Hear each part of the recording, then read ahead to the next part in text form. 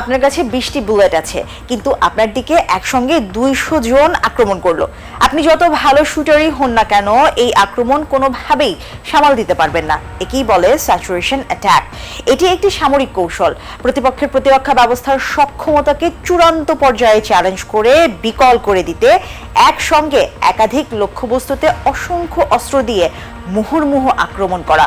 এর উদ্দেশ্য শুধু লক্ষ্য বা প্রতিরক্ষা ব্যবস্থাকে ভেদ করা না, শত্রুর সক্ষমতাকে শেষ সীমার বাইরে ঠেলে দেওয়া। ইরান ঠিক এই পদ্ধতি অবলম্বন করেই ইসরায়েল এবং মধ্যপ্রাচ্যের মার্কিন ঘাঁটিগুলোতে হামলা চালিয়েছে। মূলত স্যাচুরেশন অ্যাটাক একটি আমব্রেলা টার্ম বা বিস্তৃত ধারণা, কিন্তু এই অ্যাটাকের আসলে ধরনই বা কয়টি? স্যাচুরেশন অ্যাটাকের নির্দিষ্ট কোনো ধরন বা তালিকা নেই, তবে সামরিক গবেষক এবং বিশ্লেষকদের পরিভাষায় বাস্তবিক হামলার জন্য নানান ধরনের প্যাটার্ন বা কৌশলগত বৈশিষ্ট্য থাকে। সেই কৌশলগত বৈশিষ্ট্যের উপর ভিত্তি করে মোটামুটি 4 থেকে 5 ভাগে স্যাচুরেশন অ্যাটাককে ভাগ করা যায়। Volumetric saturation attack, multi axis saturation attack, layered বা mixed weapon saturation attack, sequential বা wave based saturation attack, decoy assisted saturation attack. এখন আসি কোনটা কেমন। ভলিউমেট্রিক স্যাচুরেশন অ্যাটাক এই সামরিক কৌশলে খুব অল্প সময়ের মধ্যে অগণিত ক্ষেপণাস্ত্র, ড্রোন বা রকেট সব একসঙ্গে ছোড়া হয়, যাতে প্রতিপক্ষের প্রতিরক্ষা ব্যবস্থা বিভ্রান্তিতে পড়ে যায় যে কোনটা ছেড়ে কোনটাকে আটকাবে। মূলত এয়ার ডিফেন্স সিস্টেমকে অতিরিক্ত চাপে ফেলাই এই কৌশলের মূল লক্ষ্য। যেমন ধরুন, একজন গোলরক্ষক একসঙ্গে দুটোর মতো গোল আটকাতে পারবেন, কিন্তু একসঙ্গে 20টি গোল যদি তার দিকে ধেয়ে আসে তবে প্রতিহত করা অসম্ভব, গোল হবেই। ভলিউমেট্রিক স্যাচুরেশন অ্যাটাক ঠিক এভাবেই কাজ করে। একসঙ্গে শত শত মিসাইল বা ড্রোন ছোড়া হয় বিভিন্ন উচ্চতা, গতি ও দিক থেকে।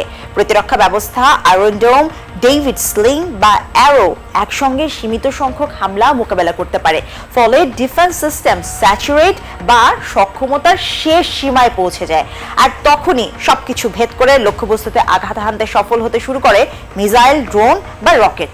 সাম্প্রতিক ইরান সংঘাতে বিশ্লেষকদের মতে ইরান শুধু ক্ষেপণাস্ত্রই নিক্ষেপ করে ক্ষান্ত হয়নি, বরং একযোগে এত বেশি ড্রোন, ব্যালিস্টিক এবং ক্রুজ ক্ষেপণাস্ত্র ব্যবহার করেছে যে সেটি ছিল একটি ভলিউমেট্রিক স্যাচুরেশন অ্যাটাক।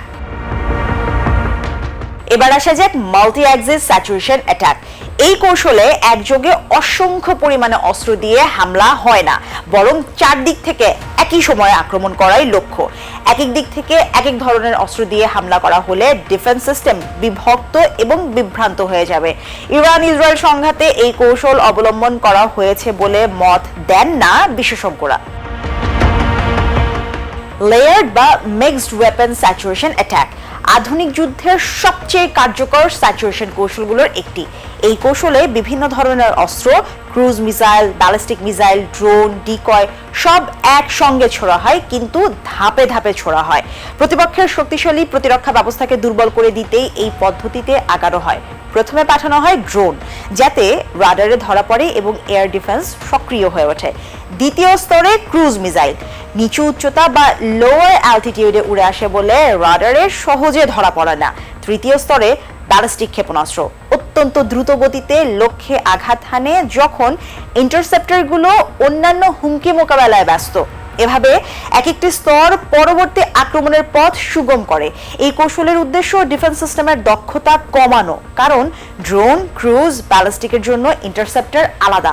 সব ধরনের অস্ত্র একই সময়ে ধাপে ধাপে আসলে তা আটকাতে প্রতিরক্ষা ব্যবস্থাকে একাধিক সিদ্ধান্ত নিতে হয়, আর এখানেই ধরাশায়ী হয় আয়রন ডোম বা ডেভিড স্লিং এর মতো বিশ্বের অত্যাধুনিক ইন্টারসেপ্টরগুলো। সিকোয়েন্সিয়াল বা ওয়েভ বেসড স্যাচুরেশন অ্যাটাক এইসব অস্ত্র একেবারে না পর্যায়ক্রমে ছোড়া হয়, যাতে শত্রুর রাডার অনেক সময় ধরে ব্যস্ত থাকে। প্রথমে শত শত ড্রোন পাঠিয়ে রাডারকে সক্রিয় করা হয়, কিছুক্ষণ পর আরো চাপে ফেলতে এবং ইন্টারসেপ্টর খরচ করতে নিক্ষেপ করা হয় ক্রুজ মিসাইল। এরপর আসে ব্যালিস্টিক মিসাইলের পালা। ততক্ষণে ইন্টারসেপ্টর ক্লান্ত, সক্ষমতার শেষের দিকে, আর তখনই আসে আসল আঘাত। তবে এই কৌশলে আক্রমণে টাইমিং বা সময় জ্ঞান খুব গুরুত্বপূর্ণ।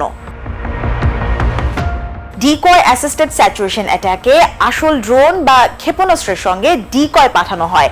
রাডারে ডিকয় বিমান বা মিসাইলের মতোই দেখায়, ফলে সব অস্ত্রকে ইন্টারসেপ্ট করা হয় ক্ষেপণাস্ত্র বা ড্রোন হিসেবেই। রাডার ও কমান্ড সিস্টেম ব্যস্ত হয়ে পড়ে, এই সুযোগে আসল ক্ষেপণাস্ত্র আঘাত হানতে সফল হয়। ইসরায়েলে ইরানের স্যাচুরেশন অ্যাটাক কৌশল পুরো বিশ্বকে তাক লাগিয়ে দেয়। তেহরান ভলিউমেট্রিক স্যাচুরেশন অ্যাটাক বেশি করে, তবে আক্রমণের ধরন দেখে বোঝা যায় শুধু ভলিউমেট্রিকেই থেমে থাকেনি ইরান।